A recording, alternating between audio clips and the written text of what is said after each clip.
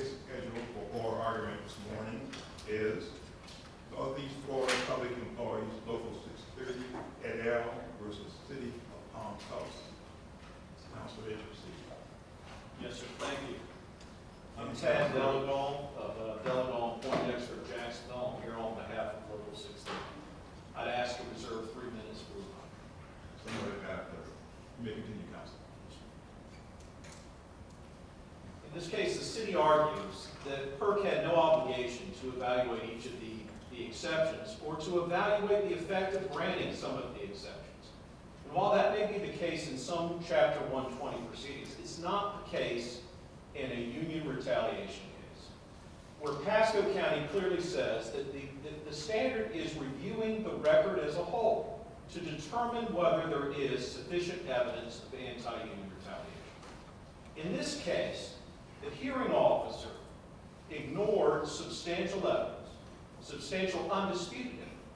He further made the wrong conclusions, as found by PERC. He reached the wrong conclusions that were not supported by the evidence. And he finally violated the law.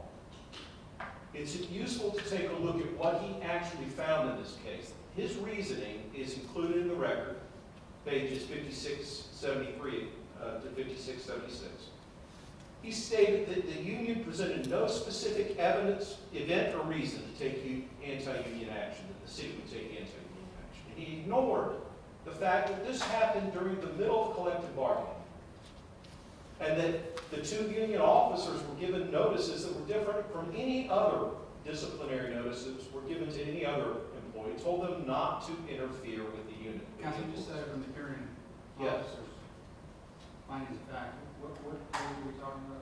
5673 to 5677. You just said something about he ignored. He did. He ignored. What you read a statement from what he held. I'm focusing on what he stated. Let me focus on what he stated, then I'll go back to what I'd he like did. to focus in on what is His rationale. incorrect. Yes. Hearing officer's finding. Because the hearing officer, of course, can believe some votes and disbelieve others.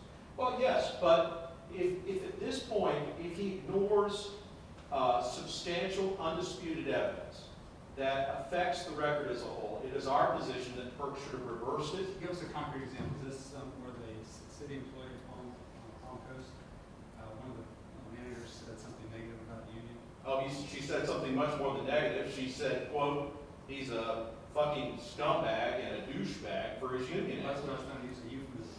Yeah, I understand. But yes, I mean, and essentially he ignored that, saying, well, this was a legal error that you made. He said that the age of the statements, which were no more than 3 or 4 years old, if the union only existed that period of time, rendered them inadmissible. And that's clearly wrong for circumstantial evidence. He also, Was there objection and a ruling and all that? yes, we took exceptions to that. We took exceptions to all the evidence that he failed to consider. And we took exceptions to his legal analysis that these statements were too old. Because it's clearly legally incorrect. But what he stated, he said, no, Sorry, Council, Yes. it's legally incorrect that the statements are too old? Yes, Why is that legal? because under applicable law that we cited in the brief, you can ignore statements that are too old for the purposes of direct evidence, but you cannot ignore them for circumstantial evidence. So they were part of the record for the purposes of circumstantial evidence. He may have given them less credence, but he couldn't ignore them, and he did.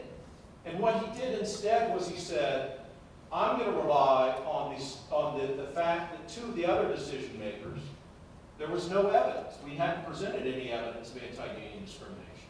But he ignored the fact that where one decision maker is deemed to be biased, that affects the entire decision. And that's clear in the case law, the applicable case law that we cite. Well, wait. You have, say, 5 decision makers, and one has a bias. That's automatically imputed by a matter of law? Not as a matter of law, but it is a factor to be considered. And here, the hearing officer just ignored that, saying it's too old, it's too old. And I think that was legally incorrect. And he should have considered the fact that it was a factor in the decision-making process, and he should have waited. Couldn't PERC have just looked at that as, I understand what you're saying, but that its age relates to its evidentiary value for how anti-union animus may have motivated the decision in this case. Not that it's too old, and I'm not gonna consider it, but that its age means that it doesn't outweigh the reasons given by the city. Could have, but it's part of the overall factors. And I think more important at this point too is also the ignoring of the comparators. We had specific comparators who did exactly the same things as the two union officers. Even down to using the same type of comment, using the comment ratting. For the union critic, there was never even an investigation of his comment, even though he threatened subordinates and told them, you need to stop ratting on me and I'm going to get you, basically. They never even investigated him. But for the union officer, they fired him for the same comments, for calling somebody a rat. For the union officer who objected to doing certain work and said, I'm going to go to HR because I believe this is discriminatory, he was fired. For the non-union officers who did the exact same conduct, no action was taken against them. And the hearing officer failed to analyze the relevant facts. He only analyzed whether or not they used profanity. He didn't I analyze. thought there was some discussion though of comparators, that the hearing officer did some analysis of it, maybe it was superficial, maybe it was unclear, but it was in the. He did, but what he did, he refused to evaluate the ratting comment, the element on which, and Judge, these are red cow comparators. If you say red cow for case law, these are red cow comparators. They did the exact same thing as the union officers. And the hearing officer discounted the facts that rendered them exactly similar to what my client They said. were shooting birds at each other and. No, the shooting bird was different. He was disciplined for that, and we didn't argue that point. Okay, but the termination for which he made the comment about somebody called somebody a rat. And the person who was in his exact same position, who was a foreman, he made statements to his subordinates about, you better stop ratting on me. Are any of your issues on appeal related to the gradation of punishment? In other words, when I first read this case, I knew what happened. I thought, well, gosh, a lot of this stuff that these guys were accused of, but I thought that was sort of a daily basis, sort of things that go on in rough and tumble in public works. But I don't see anything in your case that says that they made an error here in over-punishing your clients, because compared to the workplace generally, this was no big deal. Well, we made that argument. The hearing officer dismissed it. I understand that was a factual issue. We didn't include that in the appeal. And the reason is this. We made the argument that essentially the standard is not the quantum of punishment. It is whether you punish or whether you take action. And the comparators in this case, they took no action. They didn't even investigate it. And our clients, they fired. And where this is really important, if you look at the two exceptions that were granted, we have the first exception. The city said, we suspended, we took out of the workplace the union president because we had to investigate his conduct. That was a flat-out lie. And Kirk found that was a flat-out lie. Because they had completed the investigation 5 days before they suspended him for a month. So the question is, and it's not only a question as to that lie that the hearing officer should have considered, but it's also critical for the other union officers. Was this flat-out lie finding by Kirk in the final order? Kirk stated, the final order was that there was not, that the reason for his being placed on administrative leave, Devens, was not for the purpose of the investigation because the investigation had already been completed. And where is that in Kirk's? It is, and I don't have the citation for you, but it is, they did grant an exception, and it is a specific exception that Kirk granted. And Kirk stated that, and that's relevant because the reason Hare was fired, supposedly by the city, was that this was a hurricane emergency. We had to have him, and this was critical. So when he refused to work, it put a big burden on the city. Well, if that was the case, why on earth did you remove somebody in virtually the same position from the workplace for no valid reason for a month during the same time?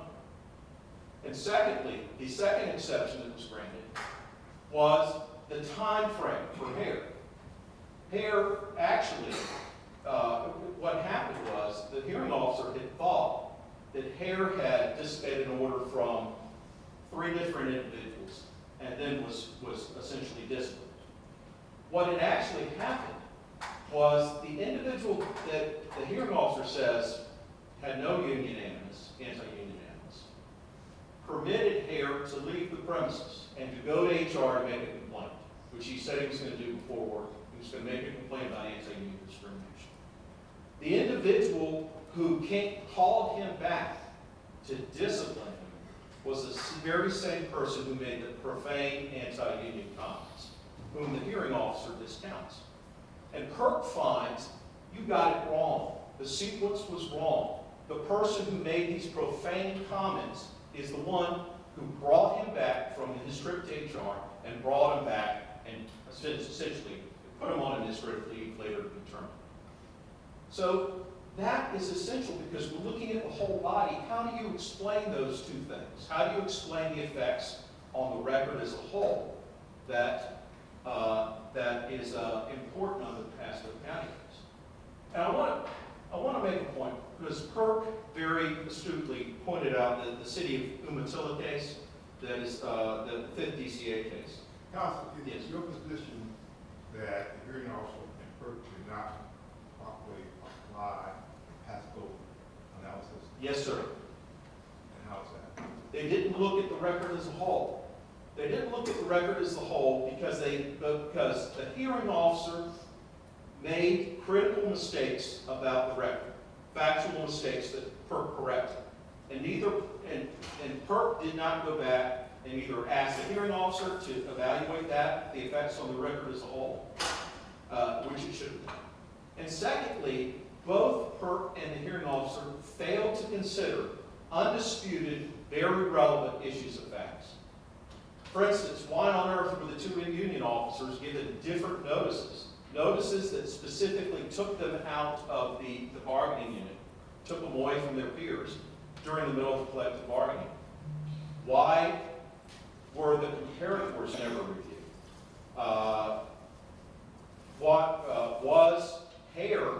Was it at least a mixed motive issue as to whether he was terminated for going to HR? Because he was terminated for both refusing to work, but he says he's refusing to work because he's going to HR to complain about discrimination. Are you requesting this court to reweigh the evidence? No, sir, I'm not. What I'm asking you to do is return it to Perk and say to Perk, you need to direct the hearing officer to consider the entire record. And if the hearing officer comes back and says, I'm going to look at these comparators, and I don't think there's any way that if they actually look at the comparators, you can determine that these people didn't commit the exact same offense, yet were not disciplined. Look at the fact that the suspension of these employees went from a month before when collective bargaining was starting to the very day that collective bargaining ended. That was never addressed. That the business agent, the hearing officer says in his rationale that these 2 employees had never complained about anti-union retaliation, but the record shows that the business agent on their behalf just a week or 2 before had gone in and asked the human resources manager to stop retaliating. Counsel, you're well into your rebuttal time. I'm sorry. I will reserve the rest of my time for rebuttal. Thank you. Thank you.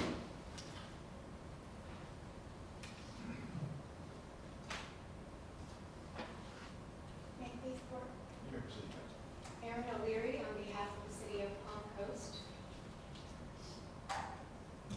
The record in this matter reflects that the hearing officer did indeed consider all of the evidence. The hearing officer examined the testimony of the various witnesses, examined the evidence that was introduced at the hearing, and issued a very detailed order that addressed all of that evidence. What would be helpful to me is if you could go down here 2 or 3 things that Counsel, Mr. Pellegal, had pointed out that he says the hearing officer totally ignored. Sort of these anti-union statements, comparators, so forth. You could go through each of those and show us in the record what the actual basis of the hearing officer rulings were. Well, I believe I addressed the specific citations to those parts of the record in my brief. I don't have that information memorized off the top of my head, but with regard to. I'm not saying he's making a fairly discreet argument because there's a handful of things that could, in his view, flip this case if they had been considered. Well, the comparators, excuse me, the hearing officer did examine the evidence regarding the comparators. One of them,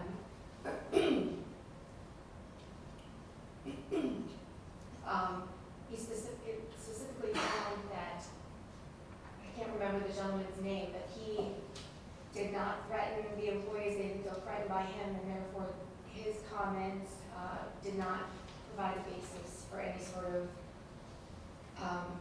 discipline to him. But with the others, the ones that had the expletives and swearing to the other employees, the hearing officer examined that too, but just found that factually it wasn't the same. And in this case, I think it's important to remember that these two particular employees had they were known to be bullies to different people in the work environment. There was one gentleman that they actually made him cry because they would say things to him that were just so negative, and he would cry about it. There's no discipline rising. No, but it was kind of a cumulative effect based upon their just, I thought one of the exceptions overturned on the findings of the hearing officer as to the past bullying activities. Am I mistaken? I thought there was an exception that was filed that says this finding of fact as to the prior bullying was not found properly found on an evidentiary basis. yes, one of them was, but I'm just giving you the basis for what led to the actual termination. Even if you take that particular factor out, the record still does contain enough evidence to support the reason why, these individuals were terminated, that it was not any sort of anti-union animus. I mean, it was known that they were involved in the union. One of them was actually involved, excuse me, in the negotiations, but the other had attended one negotiation meeting, and that was it. And even though they were suspended while the negotiations were ongoing, they were not prohibited from still participating in the negotiations. Well, as I understand it, they had to put forth enough evidence to show that they engaged in activity, union activity, that they were subject to adverse employment action. And then it sort of shifted to you, show that the termination, suspension, all were based on factors other than Yes, that. Right? yes. And the record supports that determination. I mean, Okay, this supports the determination that indeed they were perhaps in a protected category because they were punished punished and that they were also union employees at the same time. In fact, right in the negotiations, because I'm punished right at the key yes, time. that was just a pure coincidence of facts. They acted out right at the time when the negotiations were ongoing. It wasn't because of the negotiations that they. Well, I mean, one could say, well, no, you've taken the position they were bullies all along. Why didn't you do it before? This time you did it right when it mattered. Well, Activities were going on. Because in this case, with regard to Devins, When I say you, I mean, no, I understand. Devins was normally a supervisor. Because of the situation with the hurricane and the need to move water through the city, he and others in his department were moved over to assist with different maintenance of the water swales and things like that. And he didn't like that. And part of his complaint and part of the reason why why there was a request that they not be discriminated against was because they didn't believe they were given a job that they deserved to do, he and Hare. They felt that they were not supposed to be weed whacking and doing things to clear the areas so the water can move. He didn't like his assignment, so on one of the days he went up to his supervisor, who was supervising him at that time, and rubbed his stomach, called him fat, and did all of this in front of other crew members right in the yard, which was completely inappropriate to do to a supervisor. Even though he normally was a supervisor himself, at that particular time, he was working under Bertola, and that was inappropriate behavior. So that, I get it. I mean, these are things that people probably shouldn't do. We know it's considered today, they're going on across the country, and it's not right. And so. right, But it seems that the proportionality point for you. Well, but it was- Because as I was struck by this, it seemed like, and maybe it's not an issue of the deal, but it struck me that, yeah, these were inappropriate actions they shouldn't have been doing, like shooting a bird at one another and so forth. But is it really grounds for termination of someone who's a key player in the union at that point? Well, I mean, with, Mr. Devens, they overlooked that, they just told him, you know. Right, you give a need to- second chance, right? Right, we'll give you a second chance, you need to stop that kind of behavior, you are a supervisor, even though right now you're So he acting rides up on his motorcycle, his music blaring, Right. say, "Hey, rat boy, rat you boy. just terminated." Because that was the particular type of behavior that he had just been counseled about trying to stop doing. And his first day back, that's what he does. Again, in front of everybody, he creates a scene, and then that particular employee goes and complains about it, says he's tired of being bullied, he doesn't want to, he doesn't want that to continue anymore. So that Was is there other what, evidence of bullying other than this rat boy? You shouldn't rat on me, rat boy. to that particular employee, no, but I think the employee's reason for standing up was because he wanted to stop it, so that it wouldn't go any further than what. The phrase that we used was that the employee confronted this situation. It sounded to me like the word confronted was used as kind of cover, perhaps. Was there an altercation? Was there? That apparently when they didn't start arguing and then took it into the office and continued arguing in there. I don't think it got physical, it was just an argument, it's my understanding. Go to HR. Yes, yes. Council, one thing that opposing council brought up specifically was that there were exceptions that were granted because there were mistakes of fact in the original report. And nothing was really done in response to the granting of those exceptions. So I think that's kind of what one reason that we're here. What can you respond to that? Can you explain why it is that no action on granting the exceptions was the appropriate thing for FERC to do? Well, with regard to the one, appellant has asserted that PERC should have then reevaluated all of the evidence and conducted its own assessment.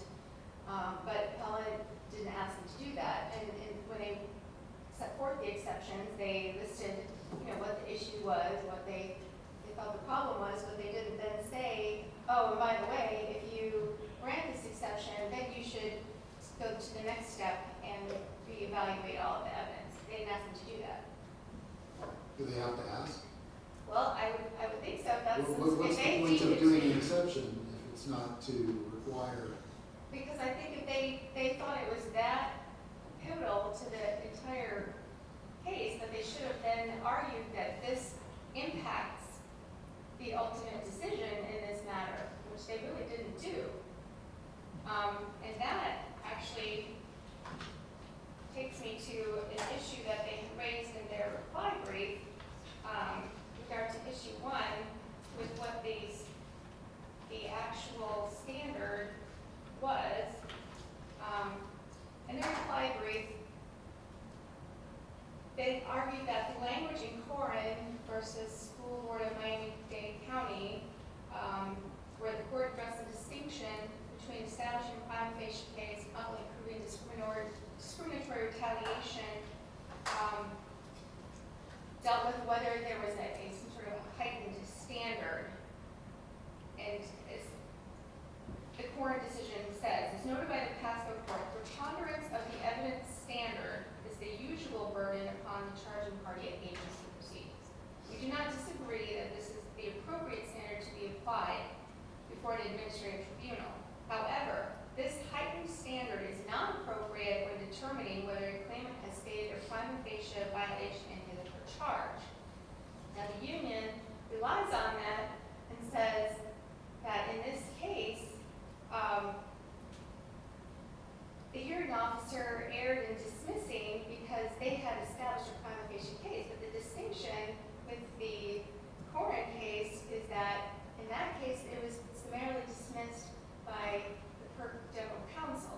It never got to an actual hearing. So at the actual hearing, then you get into the Pasco standard, which was indeed applied in this case. And the hearing officer followed it, and then PERC followed its portion of What is the standard. Pasco standard?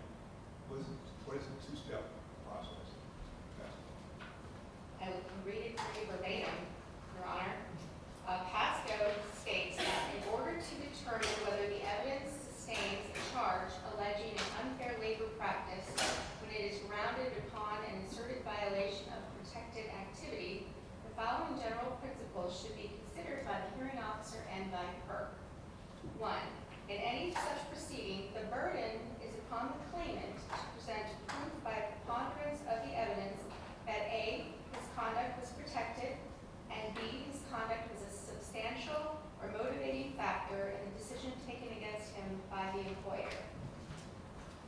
2, if the hearing officer determines the decision of the employer was motivated by a non-permissible reason, the burden shifts to the employer to show by preponderance of the evidence that notwithstanding the existence of factors related to protected activity, it would have made the same decision affecting the employee anyway.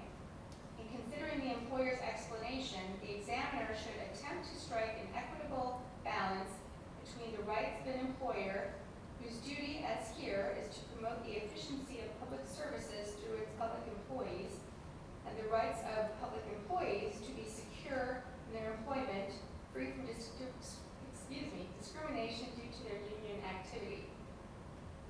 That is the standard, and in this case, If the claimant fails to meet step 1 of the process, do you get to step 2? no, you do not. The hearing officer can then not even get to step 2. But in this case, the hearing officer actually did go to step 2 and evaluated the evidence that the city did present and determined that that evidence was sufficient to establish that these employees would have been terminated anyway, regardless of their union involvement.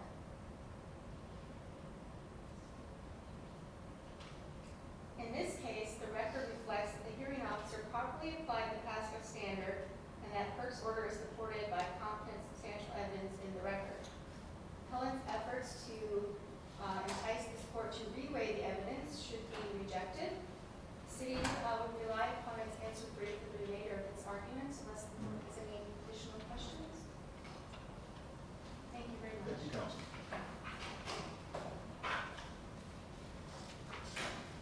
I want to follow up about the Pasco standard. It's true that Pasco indicates that process, the steps in the process, but it also states that the evidence has to be reviewed as the record as a whole. And what we're arguing is when you ignore parts of the evidence, or you fail to make the correct findings, as determined by PERC and its exceptions, there can't be a weighing of the record as a whole. You're necessarily limiting the record that you're reviewing. You're only looking at a portion of the record. And that's what the hearing officer did here. And So I think, it does seem to me, though, that at least with some of the exceptions you've taken, you have faulted PERC for doing exactly the opposite, for basically saying that, looking at evidence and then saying, well, the hearing officer got this wrong, but here's what we really think, and kind of expanding on the way they saw the evidence. well, I think, And you faulted them for that, and now you're saying that's exactly what they I should. understand. And I tried to, my initial brief was not the model of clarity, and I apologize to the court. But I think ultimately what happens here is PERC has a responsibility for evaluating the record as a whole and what should be in it. And once it determined that the hearing officer failed to look at the right evidence and got certain things wrong, it needed to determine whether it needed to be sent back for an evaluation of the full record. And whether the hearing officer failed to look at critical evidence that he completely ignored and overlooked, like the comparators. There is no stronger evidence than comparators, and yet he ignored the actual basis upon which the Is comparison. there a case in sight where there was an instance in which this court has sent back something to PERC? No, I do not. I do not.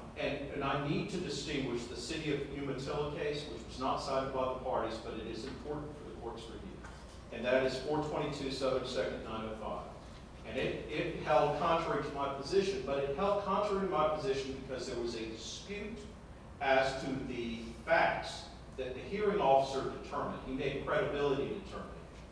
In that case, there was no evidence that he got the facts wrong, or that he ignored undisputed facts, or that the hearing officer violated the law. And those are the three things upon which we are basing our decision to distinguish the City of Umatilla case. Thank you. And thank you, counsel, for your respectful oral arguments.